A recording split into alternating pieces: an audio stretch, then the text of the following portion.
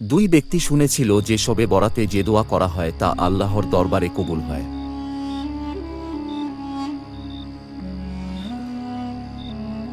সুতরাং দুজনে একটি মাটির ঢেলা নিয়ে বসে গেল। ঢেলাটি একটি রুমাল দিয়ে ঢেকে রাখল। তারপর দোয়া করতে লাগল, হে আল্লাহ, আমরা গরিব মানুষ, এ ঢেলাটি যেন স্বর্ণে পরিণত হয়ে যায়। হে আল্লাহ, শবে বরাতে তুমি দোয়া কবুল করে থাকো। আজ শবে বরাত, সুতরাং আমাদেরকে বঞ্চিত করিও না। সারা রাত ধরে তারা দোয়া করল। সকাল যতই ঘনিয়ে আসছিল, তাদের দোয়ার জোর ততই শক্তিশালী হচ্ছিল। রুমালের নিচের ঢেলাটি স্বর্ণে পরিণত হয়েছে কিনা দেখার জন্য তাদের আগ্রহ বেড়ে যাচ্ছিল।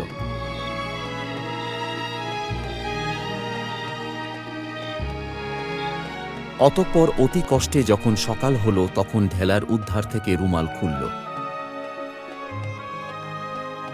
দেখে মাটির ঢেলাটিই পড়ে আছে। সকল অশান্ত আকাঙ্ক্ষা ধূলিসাৎ হয়ে গেল। মনটা এতকু হয়ে গেল, এভেবে সে শবে বরাত সম্পূর্ণ বৃথা হয়েছে। মনের মধ্যে নানারকম শয়তানি খেয়াল জমতে লাগলে। শবে বরাতে দোয়া কবুল হয়, আজ শবে বরাত, কিন্তু দোয়া তো কবুল হল না। তাহলে যা কিছু শুনছিলাম তা সবই মিথ্যা। একজন দর্জি সেখান দিয়ে যাচ্ছিল, দুজনকে চিন্তাক্লিষ্ট বসে থাকতে দেখে ফিরে এসে দাঁড়াল। লোকটি আলেমদের ছোহবত পেয়েছিল, তাই তাদের ঈমান বরবাদ হওয়া থেকে বাঁচিয়ে নিল। জিজ্ঞেস করল, কি হয়েছে ভাই, আপনারা এখানে এত চিন্তিত হয়ে বসে আছেন কেন? তখন তারা সকল ঘটনা খুলে বলল।